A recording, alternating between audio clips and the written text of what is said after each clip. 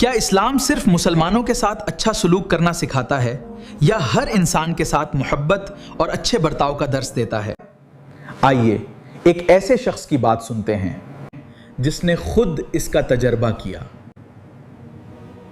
एक बात कही जाती है, आप कहीं भी चले जाएं वे आपसे कहेंगे अल मुस्लिम अकुल मुस्लिम। आप कहीं भी जाएं वे आपसे कहेंगे कि एक मुसलमान दूसरे मुसलमान का भाई होता है। मुझे आर्क बिशप ने कहीं भेजा था और मैं रास्ते में ही फंस गया। मैं एक चर्च में गया और उनसे कहा कि मैं वहां रात बिताना चाहता हूं। मैंने पादरी और उनकी पत्नी को अंदर बहस करते सुना। मैंने उनसे कहा, मैंने कहा देखो मैं तुम्हारे घर में नहीं सोऊंगा, मैं चर्च में सोना चाहता हूं। सर, उन्होंने मुझे इजाजत नहीं दी।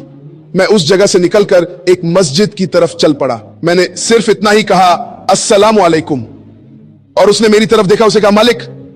उसने कहा लाफिया। मैंने कहा नीमत हीरे। उसने कहा बिस्मिल्लाह बिस्मिल्लाह बिस्मिल्लाह। उसने कहा कि मुझे बैठना चाहिए। बिस्मिल्लाह। सर, मैं मस्जिद में सोया। क्या आपको लगता है कि हम उस ताकत को खत्म कर सकते हैं?